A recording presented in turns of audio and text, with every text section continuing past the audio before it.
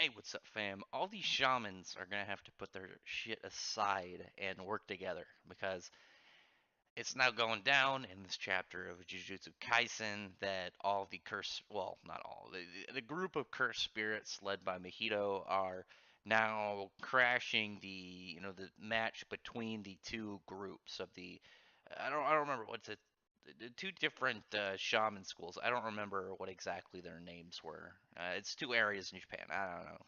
Someone correct me on it. But now they are gonna have to put their stuff together because there had the further spat between Megumi and Noritoshi that it was kind of interesting. I actually liked the bit where Megumi created that weird elephant and then just it made a huge like water surge, just this big torrent of water. I was trying to think of what the best way to say it, and just rushed him out of the side of the building, blew up this big chunk of the building they're in. Well, it destroyed the wall.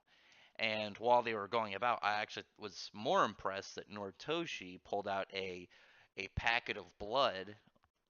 I'm guessing he that's something he prepares normally beforehand, which is kind of cool actually as a blood manipulating character. Took it, threw it on this on the weird, creepy bird summons that Megumi had, and when it broke, he manipulated it to bind it up and just kind of restrict it. And it was really interesting. I thought that was a pretty cool yet simplistic way to go about his powers. One thing I really like about Jujutsu Kaisen is the characters so far, the way that they're inventing ways around their powers. Like they're students, so they're not going to have like some ultra complex way about thinking things, but they're at an area where they're being smart about it. Okay, characters like I can make this. What's her name? The the character that. Oh no, it was Mai. It was Maki's sister. That she's like, oh, I can only my powers I can make. I could physically create something, but it's she'd only make so much matter. So what she did is she could create the size of she could create a bullet, and so she has a six shooter, and then once the six shots are gone, a normal person would rush in and be like, okay, they're out, and then she uses her power to create a seventh bullet. Bam! Now she catches them off guard, shoots them, and she wounds them or kills them, and can move in and use martial arts. And here, Nortoshi's he's got his using his blood manipulation to kind of dope his own body to make him physically stronger and faster, which is pretty cool. But here carrying little blood packets to use as backup weapons. I thought that was really cool, and I've been pretty happy with the way that Jujutsu Kaisen goes about that. And I'm not gonna name any other series off the top of my head, but it's really weird when you have series where characters have powers, but then they never really try and think of any ways like creatively to use them until someone nudges them in the right direction. I think some people probably know what I'm talking about. But it's just like you have this power and you're in this job field. Why wouldn't you, shouldn't creating like techniques and different ideas how to use your powers be like an everyday thing?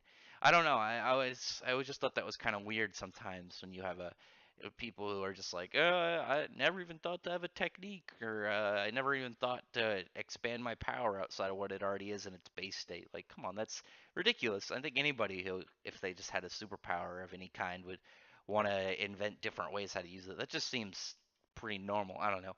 But while they're in the middle of fighting and they're starting to get hot and heavy, and they were getting ready to further their brawl, well, one is a melee brawler, the other is a summoner.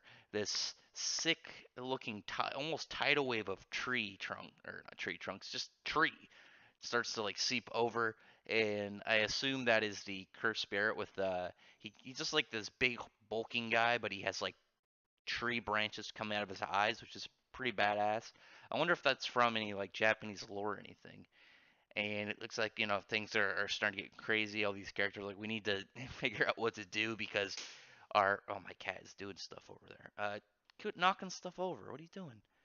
Anyway, just getting all these villains getting ready. I don't know what this guy's name is. The one at the very end who's got like this black paint on his face and he's hammering nails in the ground. I'm wondering if his power is something similar to I don't remember her name. The chick. She's literally in the recording video. She's the cover of Volume 3 right there by Natsu.